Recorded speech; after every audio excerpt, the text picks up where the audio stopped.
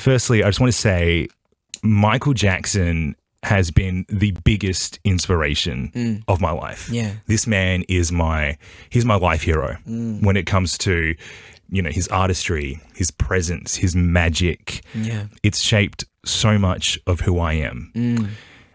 And for such a long time, I just accepted that I'd never see him live. Yeah. I'd never see the man live. Right. It sucks. It sucks, right? It sucks. But I have to say, then I watched you perform. And I watched you do Billie Jean. Yeah. And for the first time, I feel like I felt his presence. Wow. Yeah. And for the first time, I knew what it would have felt like to see Michael Jackson live. Wow. So hearing that, what does that mean to you? Like, to know that you have created an experience. And just so I can say, I went on preview night with a lot of Michael Jackson fans flew from Perth, from so many different areas. Like the Facebook Australian group, right? There was a Facebook group that they all flew down. These people never seen, and some of them never seen him live. Yeah. And to know that people can have that close of an experience to see Michael. Right.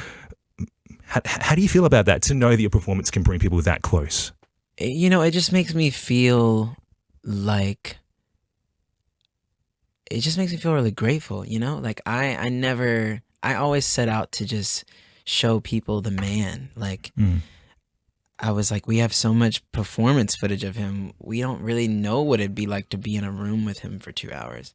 And I was like, I don't want anyone to come to the show and I'm talking, or I'm taking a sip of water, or I'm walking around stage and they're taken out of the experience by anything I'm doing. I was like, I want the words and the storytelling and my body language to be just as thrilling and exciting as Billie Jean. Because I don't want the experience to stop where it's like, oh, that now I feel like I'm, oh, well, no, I don't feel like that was, oh, well, now I feel like, I wanted it to all be start to end an experience like you're witnessing just the energy that Michael would walk around with.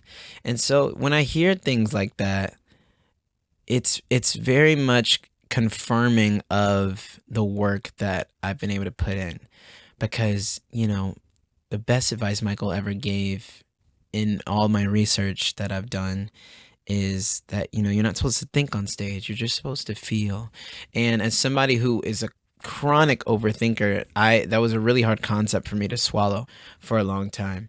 But I get why he worked so hard in rehearsals. It was just so he could go on stage and literally just experience everything around him. And that's what I try to do, like I really, really, really, every single day I work at this job, and I've done the show over 300 times, but there's always something to introduce, to showcase, to sharpen, to invest in.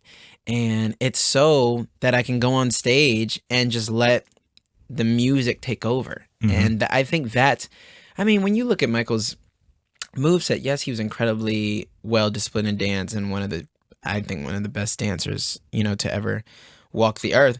But essentially we're watching the same 20 to 30 moves, but it's through feeling that refined moveset becomes electric. And it's why he can do the same routine for 20 years and we're on the edge of our seats as if we've never seen it before, because he allowed himself to feel and to invest. And so I love that people can come to the show and feel that way. And sometimes even people are like recording something in the show and I'll look back and I'm watching it and I'm like, wow, that looks very exciting. You know what I'm saying? And so I get to feel that magic too sometimes. Yeah. And I'm grateful to be a vessel, I think. There is something that I noticed. Actually, there was a lot of things I noticed when I was watching you perform that I was like, wow, like you've managed to tackle the magical ingredients that he has in his performance.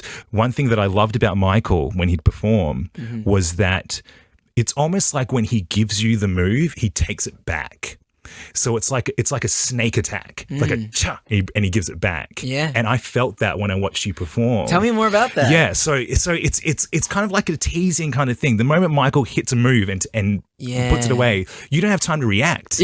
like by the time you've seen it, he's taken it away from you, which makes you go, oh, I need more. I need to experience more. Wow, I've never thought of it like that. You definitely. That's so true. You embody that. You embody that teasing nature that Michael brings on stage. Wow, thank you. That's so rich. Wow. I'm really thinking about it through that lens now.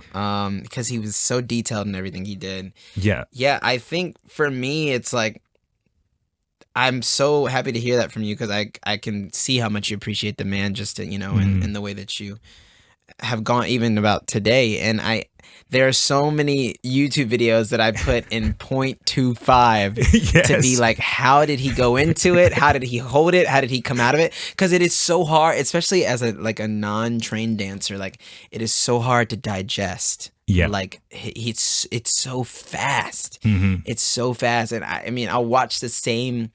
I've watched Wembley like maybe over 100 times. Yeah, and I'm still finding new stuff because once the, I guess like the breakdown of it is in my body, I can understand. Oh, that's how it feels, and it's so funny. Like I'll surprise myself because my brain is like seen something so many times that I'll be like, how do I do that? Like thinking about it, I don't know how to do it. And then I'll like be grooving on stage and like my body will go into it because it's seen it so many times. Yeah. And then I'll be like, wait, is that the thing that I was like struggling with like earlier this week? Like it's so I know weird exactly what you're talking about because it's almost like there's a language that you speak. Yes. It's a bodily language. Yeah. And when you try to study the technicality, because he was a technical person, but when you try to study the technicality without that kind of transcendent kind of language involved, you don't get it. No. It's the moment you feel that it happens. And then you're like, oh, wait, that's how here it is. feels. Yeah. And then it's fun, and I think that is why I've been able to do this show so many times and still have fun, is because you can invest in this thing for like 5 years and still be able to find something if you want to. I think a lot of people get to a place with the role and they're satisfied, and that's a given. I think like it's easy to have a routine, but I don't know. I just every time I see Michael do a number, it's different, and so I want people, especially because we get a lot of return visitors to our show, and I want people to be like, oh my God, he didn't do that last time. I want those people to still have a fun show too, and I like to switch it up, not for the sake of switching it up, but just because I think the world of Michael is to constantly invest and to constantly refine and sharpen, and I can never include his whole moveset in a show anyway, so might as well keep trying to like do new things and feel it out. How did you embody his offstage behavior? Because there were so many times I saw one moment which really stood out to me where you were kind of just like, Michael would kind of when he'd talk, he'd kind of feel the world around him. Yes. What was that process like for you, studying the off stage? Because this is what separates you from, I would say, like a tribute performer, or like an impersonator, right? Because they are very much focused on what they see in the videos on the stage. Yeah. You had to embody Michael as a person, and his physicality, his movement. What was that process like for you? Yeah, it was. I mean, anything I could get my hands on, I studied. Like, I will say I do have like a loose cutoff of 95, 96 because, that's like post rehab and like that was a history kind of. Yeah, it starts to go into another era, and it, is another appearance change when he does the short hair for the MTV Awards. But so I let myself kind of do 82 through 95 and like anything I get my hands on, interview, pictures, video, short film, movie, like you name it, I look at it. And so that was really helpful for just understanding his body language, just in casual talk. Like there's that making of the black or white video that's always been really informing because he's literally on a set. And so it's nice to see his body language is very different when he's in a professional environment versus when he's in a environment with people he knows. So like watching him in the studio with like Quincy and the people who he helped make Bad with, versus like when he met Princess Diana. Like there's a very poised, hands behind the back, slow nod, like maybe, I don't know, just like it's everything's a lot slower when it's in the presence of someone he's not very familiar with, very respectful, a lot of lip biting and smiling. And then like when you put him in the presence of someone he's, constantly been with, whether that's his brothers or whether that's Berry Gordy or that's Janet, it's a little bit more loose. It's a little bit more relaxed. And so I try to bring those nuances to the role, like how I'm going to speak to the reporter versus how I'm going to interact with my collaborator, my choreographer. And it's just so it's all more believable, like I just, once I walk through the door, I don't want you to lose the experience. And it was funny when I joined the show because the creatives were a little bit on the fence about that, because there were things I wanted to change where I was like, this is a moment where I was watching the show on Broadway or wherever I was watching it where I was taken out of the experience. And I think it's because we play more into the caricature of who Michael Jackson is rather than Michael Jackson himself. And so I sat them down and I was like, I don't think I want to do that in this portrayal. And they were like, oh, like they were kind of like, who are you to come in here and tell me? But I think when they saw all of it together, I think they were like, oh, like we see what you mean. And that's because like I love acting too. I don't just love singing and dancing. Like I love acting. I love the power of storytelling.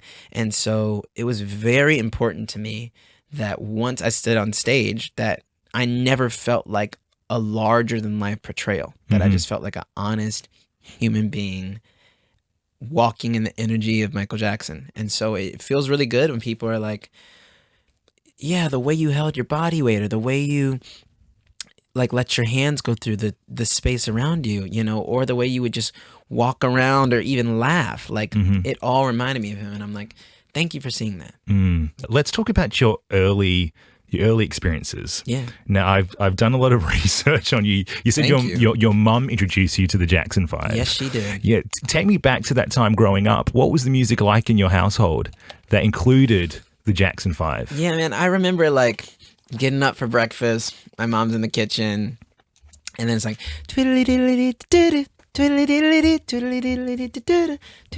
that was our jam. Yeah. Like my Rockin' Robin? Yes, Rockin' Robin. Oh my gosh. Because the first album I ever remember being played around the house was the Ultimate Jackson 5 collection. So Rockin' Robin, The Love You Save, I Want You Back, ABC, Got to Be There, like all of those things inform my early childhood. So much so that I didn't really, I knew who Michael Jackson was, but like I didn't really recognize his individual music until I was like a teenager, because we were just such a Jackson 5 family growing up. And that's because my family loved the Jackson 5. There's pictures of my mom, dad, and uncle, or I guess my mom and uncle and her family with just these huge afros. And that's for multiple reasons when, we're a black family in America in the 70s. But also, like, my mom, she kind of looked like Michael Jackson, like growing up. She had this huge afro, big smile, and my mom saw the Jackson 5 in concert in Pensacola, Florida. She got to go backstage.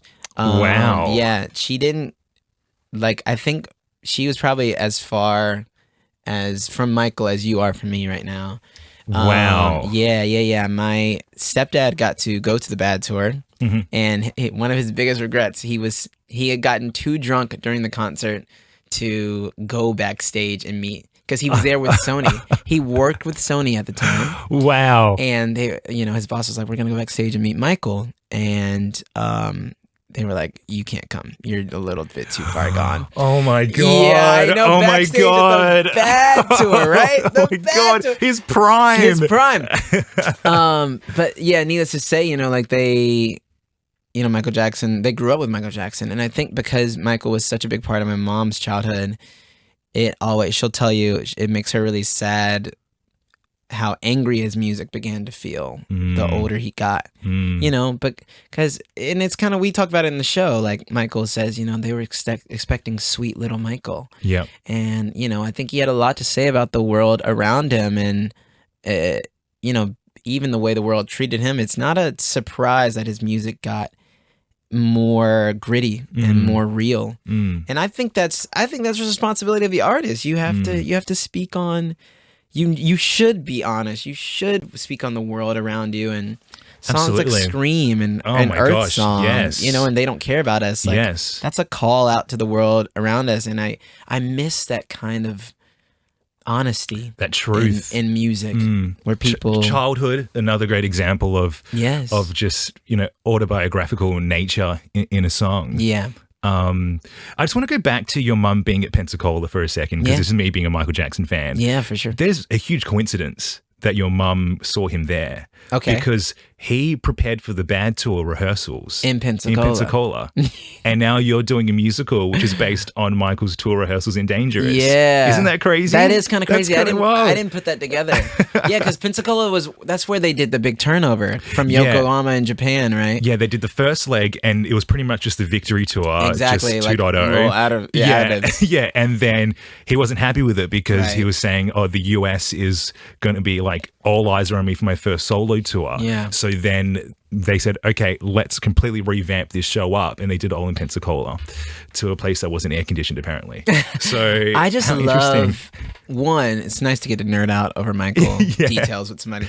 But it's also, I love that it's so hard to fathom. You have the biggest album in the world, the best-selling album of all time, and he still had such... Victory Tour was also the best-selling tour in history up until that point. And it was he still had so much of a feeling to prove himself. It's just really a testament to his artistry that everything, the whole world is telling you by metrics alone, this tour is going to be successful regardless. Yep. We already know you as a performer. We already love you as a performer. And he's stressing out about like, this has to be, everyone's going to be expecting this thing. This has to be amazing when like it's already in his bag. But I just love that. I love that like you are at the top of your game. You've already broken all the records. You've already got the 8 Grammys in one night. No, the world's never seen anything like you. And you're trying to outdo yourself. Yeah. Still. It's wild. I mean, the whole Bad era for me was just such a moment. I think you got his prime, you got his work ethic at its absolute top, and also you could see the pressure that he was feeling because he wanted Bad to be to be better than Thriller. Yeah, he did. He wanted it to outsell Thriller. Yeah. So speaking of Bad, I'm going to put up this picture quickly on the screen behind me. Okay. Which one's your uncle? My uncle's actually not in this photo. Oh, he's not in this photo. No. But my uncle wears the red beret. The red beret. Okay, I've got to find this. Yes. So if you pull up the video, he's over his. If we're speaking literally, he's over his left shoulder. He's over his left. Okay, but look, on the video, he's on his right side. So he's like left shoulder, right side, and it's so funny. We start Bad in our show with "the word is out, you're doing wrong," you know, and that's in the video where they do the little scuffle. The scuffle, yeah. And that's exactly where my uncle is, like right over his side, and then they hit the, Oh, here we go. Is this your uncle? Hang on, let me see if I can bring this up. I'm doing this live, so let's just kind of see. I love it. We're diving in, and he would love this. I'll have to send this to him. Is that him there? Yes, that's my uncle right there. Yes, with the beret. It's like a leather beret. It's the coolest look. Oh my God, that's incredible. And it kind of feels like a nod to Prince's raspberry beret. Because obviously this is supposed to be a collaboration with Prince, originally. But yeah, no, he said, my uncle talks about meeting him. He said he had these huge hands. And then I think Michael said, like, you remind me a lot of Tito, my brother. I think to my uncle. And then he was like, yeah, you feel, he was like, I want you to be close to me because you remind me of my brother. Oh, and so that's why he was over his shoulder in the video. Yeah. I've got a story to share with you about me and Michael. Oh, please. Because it actually works very well with your uncle's experience. I met Michael. Really? When I was 3 years old with my twin brother. So he was in Perth for the history tour. Okay. And and we were at the hotel lobby, and all these fans were there, and me and my twin were the only like the youngest people there, right? Mm-hmm. So we were at the front, and then Michael comes out of the elevator with his entourage, like his whole team. He looks at us, and the moment he sees us, all these fans just stampede in front of us, right? Wow. My brother got knocked to the ground. It was a whole thing, right?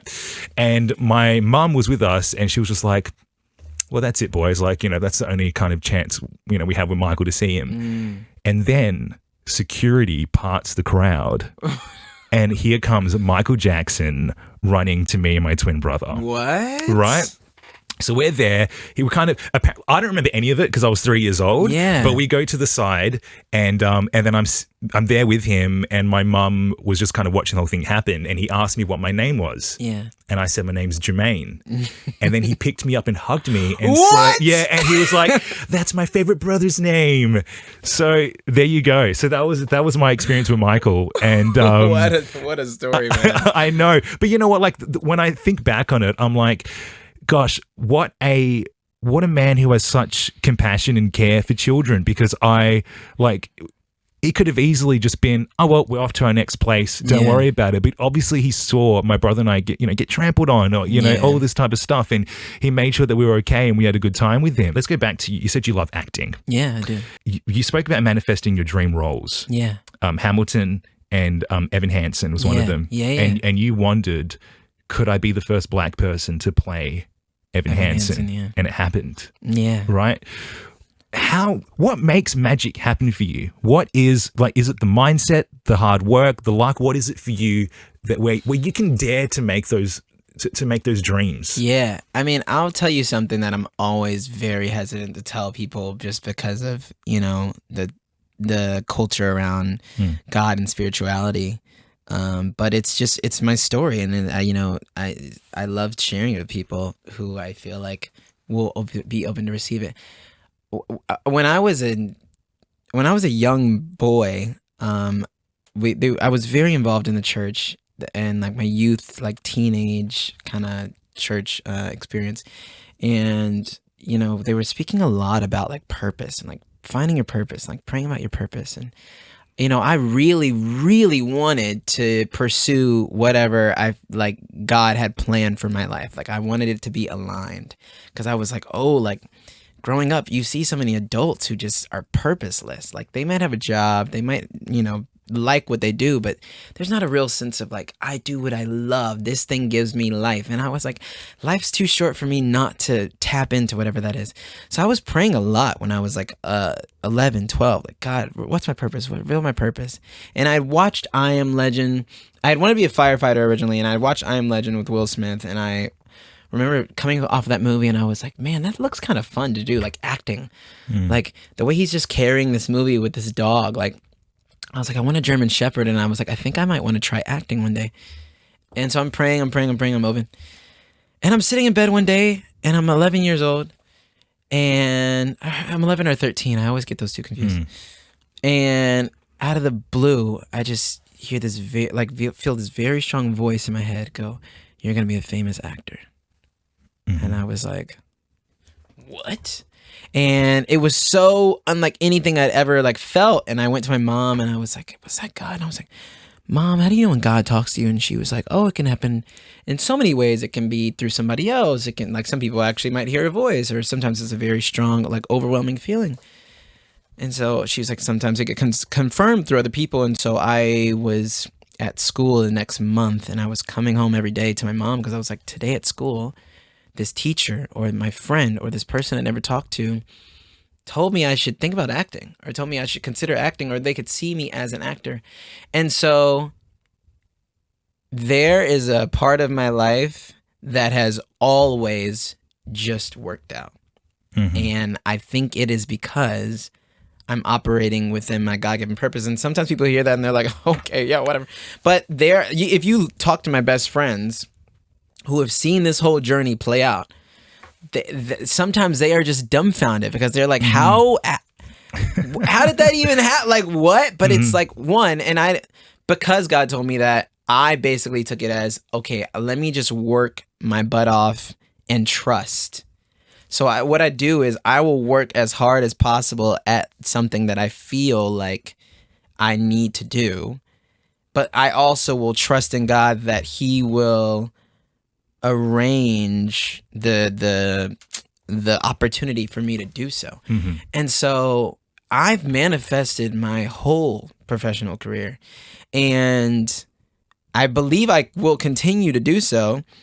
And even the opening night even on my Broadway debut of Evan Hansen, Dear Evan Hansen, I'm wearing a Michael Jackson shirt. I'm wearing a Thriller shirt in the photo that I took with my mom after I came off stage. Wow. You know what I'm saying? So it's like, it's all connected. And I'm sure that I'm connected to whatever the next job is that I'm going to do that I don't know about yet.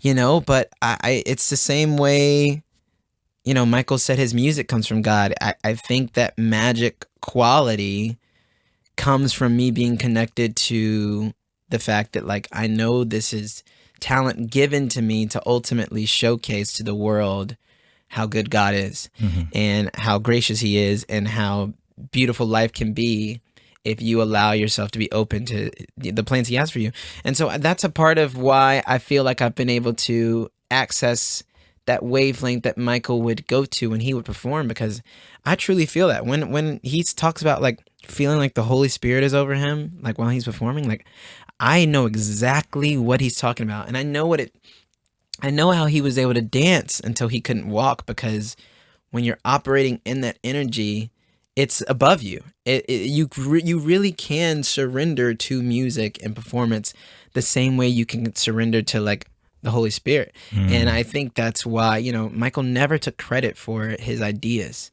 He would pray. He said, you know, God, give me a song. I want to. That's how he prayed about the melody for Heal the World. Or not Heal the World. We Are the World. We Are the World. Yeah, he prayed about, he talks about getting down on his knees and praying about, God, give me a song for this.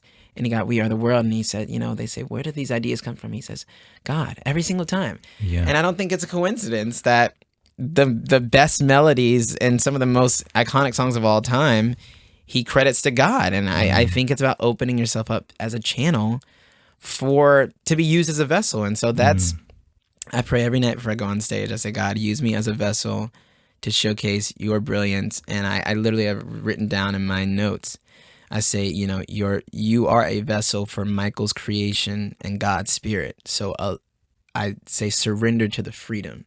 And I think that's why, you know, people are able to come and have these sort of spiritual experiences. And I've had spiritual experiences with Michael on stage. You know, it's happened only a handful of times, but I very much felt it. And I very much feel like he visits us on that stage sometimes. And it's always as magical for me as it is for whoever's watching. That's really beautiful. It's really beautiful. Thanks. I never get to share like that. I'm excited that I got to. It's an honor. Thank you so much for that. Thank you. I think the gift that you have, the talent and the consciousness that you have, is almost like you're in the intersection of art and divine, the human and the divine. I know Michael talks about that a lot, and I think given the work that you've done before and the work you're doing now, it really embodies that. It really embodies that presence. And thanks, man. I had to tell you a crazy thing. His spiritual advisor came to see the show in LA. Oh my God. And she walked up to me afterward, and I said hi. She was a very serious woman. And she's short but very serious woman.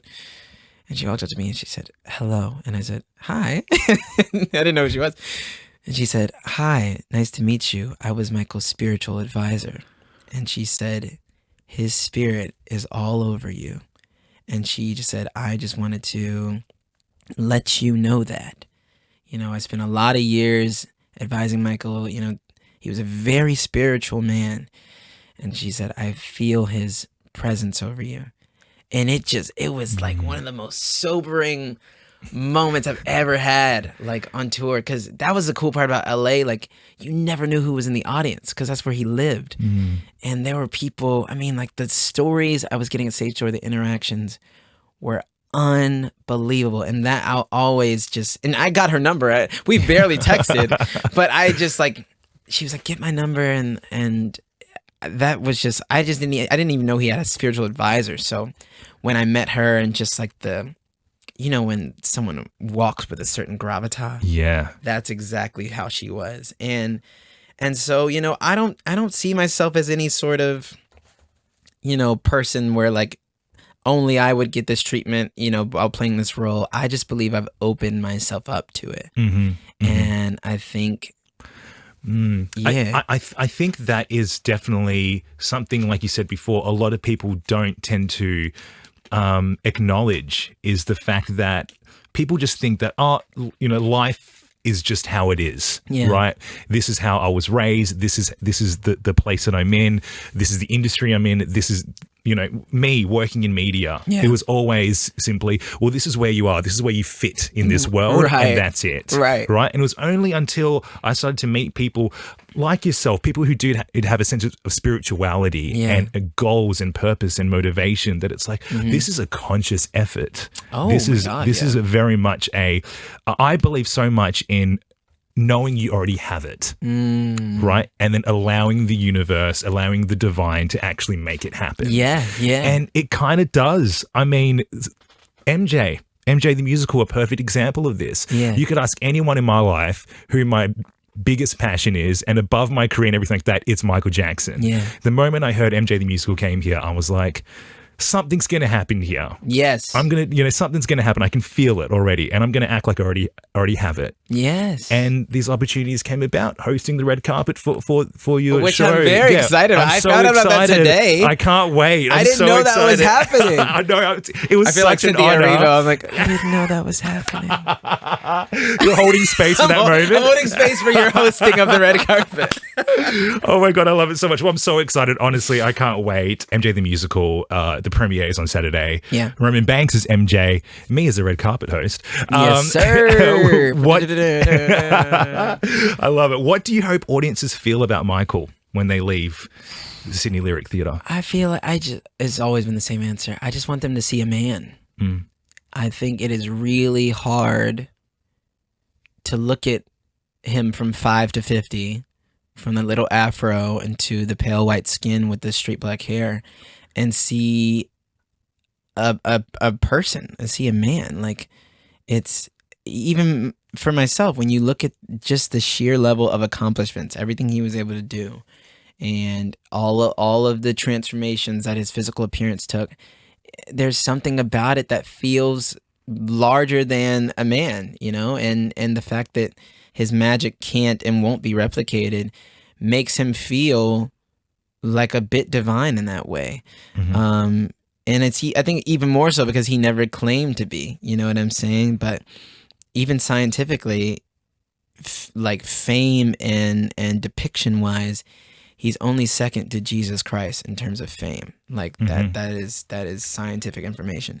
And so I think getting caught up in the mania and the celebrity of him and the mystique that he wanted to bring to the world and the magic, it's just hard to be like, that's a human being, you know? But that's what I want people to see.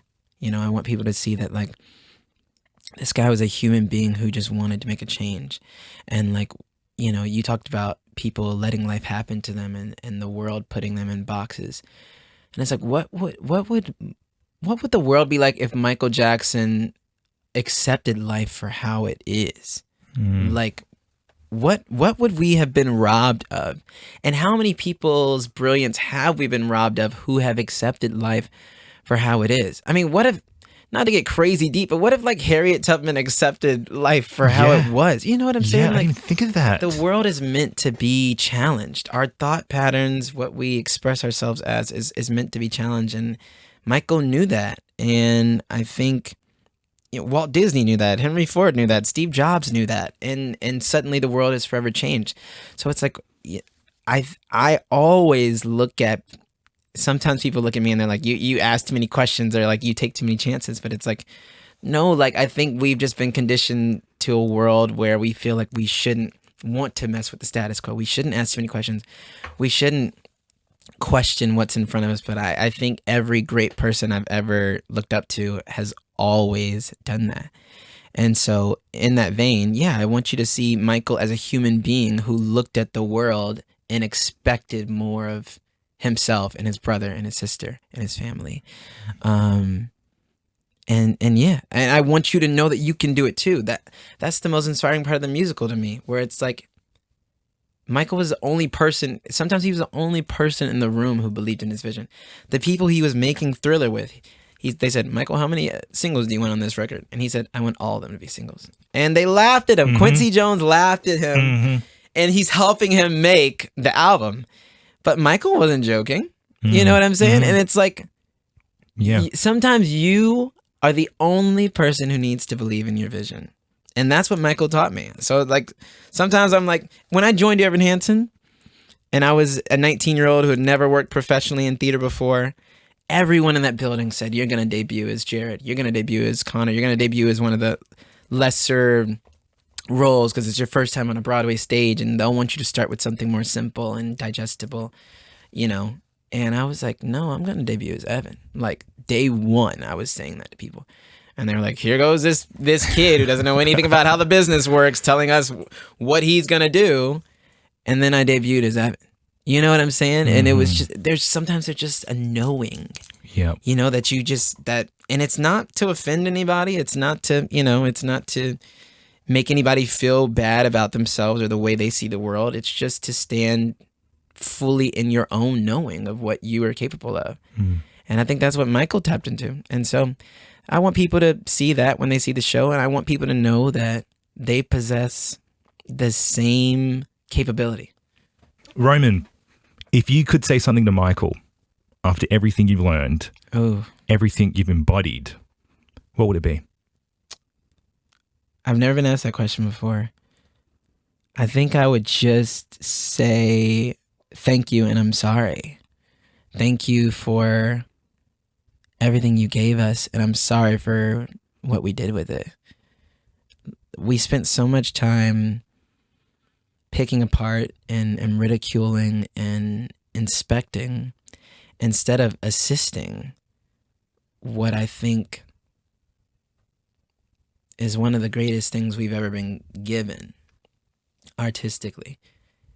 And that's not to say that like no part of his life deserves, questioning and ridicule and inspection, because there's a lot of complications about Michael Jackson and the way he chose to live his life. But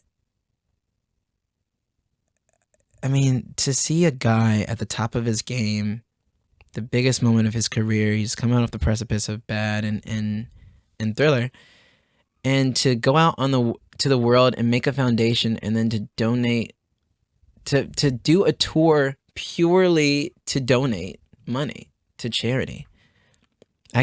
There isn't a celebrity alive today who would perform such a selfless act. And I'm like, what if we did more to support the vision of how he saw the world? The Earth Song came out in 1992, and I'm going home and watching David Attenborough document glaciers of ice melting into the ocean. Like, why didn't we do more to aid the vision that he was trying to get us to understand about, a sensible world where all people can live in peace, and protection of the world that which we live in can serve the children who come after us.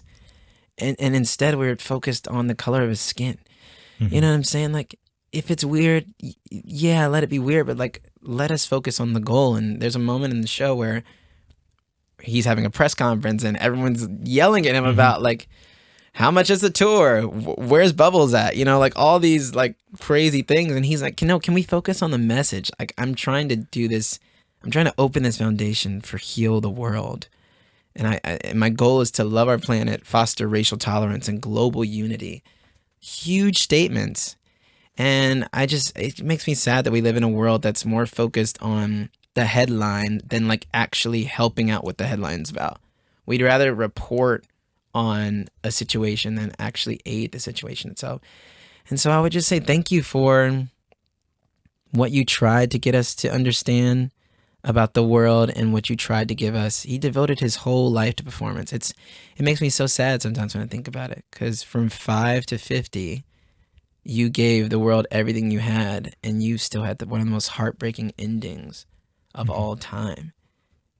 and it's just not a lot to show for what you gave every fiber of your being to. And I would say thank you for that, and I would just say I'm sorry we didn't treat you better. I'm sorry that you're your most loved 15 years after you're gone. Mm-hmm. I hope there's some sort of world in which he's able to see the love coming back about his music. And I think he always knew it would, because he had that kind of brain where he was just like, I'm going to make this thing and it's going to be studied forever. It's going to last forever. I think he knew, he was very intentional in everything he did. And I think he knew his work would be studied decades and probably maybe centuries after he's gone, who knows. But, I would say sorry that there weren't more of those day-to-day flowers, to where he couldn't just go out in the world and live. But it also taught us so much. So I think more than anything, he knew why he was here, and he knew what his purpose was. And I think that's why we got so much in 50 years, is because he was tapped in, Mm-hmm. and he knew it came from God, and he knew what his purpose was. And he did more in one lifetime than people could do in 3. Mm-hmm. So it's just a reminder to me to just stay tapped into Mm-hmm. the source. Stay tapped into the source. And yeah, that's what I would say. I would say thank you and I'm sorry. And I've also never told this story out loud before. There's one moment I felt his presence on stage. I've only felt it a handful of times. And it was during Man in the Mirror, when I'm looking out the audience, and I felt it. It almost felt like it went through me. And I said, oh my God. I said, what do you want me to tell them? What do you want me to show them? And he said, show them that I tried my best. And that has always stayed with me. Because that's as simple as it was. He tried his best. Yeah, I know. As a fan who has witnessed Michael, seen the talents, seen his abilities, Yeah. seen his struggles, seen how the world treated him. Yeah. And also as a fan, how we had to stand through that. Yeah. We had to push through. We also had to, there was times where we had to question our faith and dedication to him. Yeah. Right? Yeah. And we had to do our work to go, no. We know the purpose. Yeah. We know why he's doing what he's doing. Yeah. For you to say that, it means a lot. It means a lot to the fan community. And it means a lot to anyone who understands just how cruel the world can be sometimes. Yeah. And so I think you are telling the world that Michael's tried his best. I really do think so. Thank you. Roman, thank you so much for your time. I think people should be more bold and more brave to believe in themselves. Yeah. They should tap into a higher power to give them that confirmation, to give them that dedication, to give them that belief. And I think you're a true testament to that. Thank you. Thank you so much for your time. Thank you, Jermaine.